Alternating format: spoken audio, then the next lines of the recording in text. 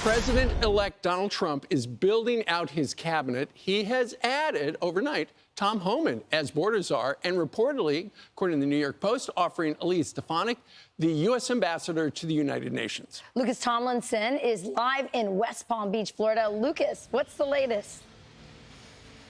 Well, good morning, guys. While most people were asleep last night, President-elect Trump was announcing, as you mentioned, his new border czar, fulfilling his mandate in the landslide election to fix the southern border.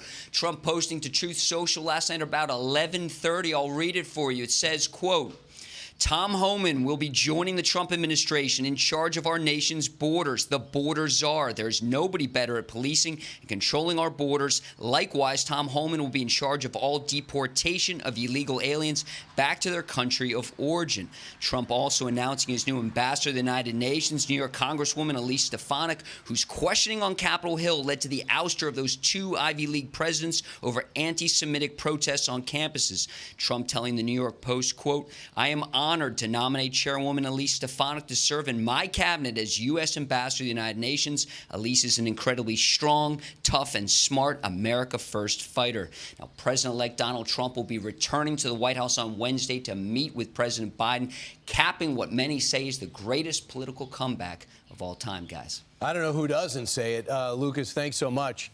It's pretty amazing, not surprising. Tom Homan's in charge. Right. I think that he said just let's create a position, north and south border. Let me just focus on it. I used to run ICE. I can run ICE. I know the border. You know I know the border. Right. And it's one of those things where I think if Donald Trump can take his hands off something and just know it's going to get done, it's Tom Homan. Well, and this is the part that I didn't see coming. In addition to being the border czar, and there's nobody better qualified than Tom Homan. He has decades of experience. He was a cop. He worked for ICE, and he ran that, and Border Patrol as well.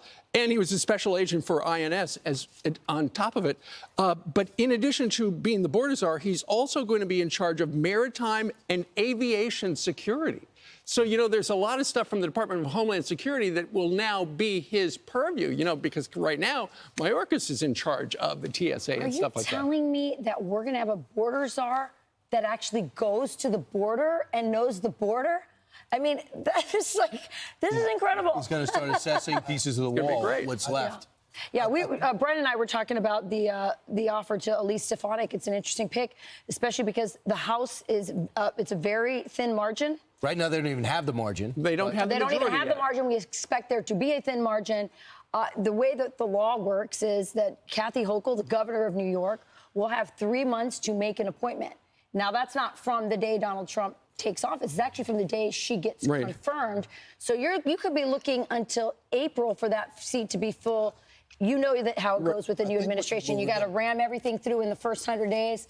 That's tricky. I think what we're going to learn when it comes to this new Trump administration is there are not going to be many surprises. Elise Stefanik was one of the first representatives that endorsed his campaign. That was important because actually she was a part of the leadership. When others said that they were going to stay out of it, she made it very clear that she was standing with the president. The Tom Homan thing, no surprise. No. Yeah. The former president made it very clear that he was going to be a part of the border, enforcing that if he got back in office. And I think some of the news that's coming out as well when it comes to Mike Pompeo and Nikki Haley, no surprises there. The president is making very clear that all the people that are in this administration will have his agenda, no loyalty to the generals, but loyalty to how he feels like the foreign policy should be. Yeah, several things when Tom Homan was announced. We weren't surprised because Tom Homan has always been so loyal to President Trump and cares so much about keeping our country safe. And he's a tough guy. And when we've talked to him in the past, what if Donald Trump wins? Will you go back in the administration? He said, without a doubt, I will serve that man valiantly. It is my pleasure to do that and to keep this country safe. I was talking to some Republicans who said, we are happy that he will be the border czar. Finally, like you said, Rachel, we'll have someone that goes to the border.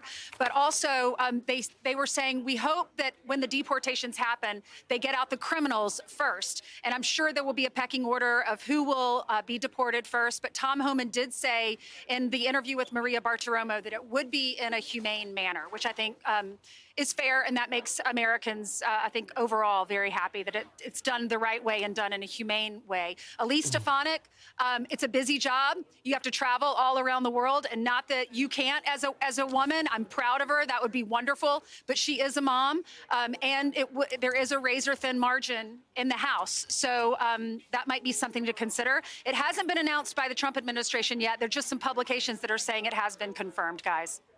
Well, so that's really important. And also, I'm not sure if she's going to have the cabinet position. Remember, Nikki Haley had it. Her replacement didn't. So she said, Nikki Haley said, I'll take this if I can report directly to you. That's why she had so much teeth in her policies. Hope Elise Stefanik asked for the same thing. The other thing is Tom Homan reports directly to the president. No one gets ahead of him. Correct. So no Homeland Security could say, well, you have no budget or this. And plus, people know about that relationship. And look at this. Our bookers are the best in the business. Tom Homan will be with us 1 hour from right now.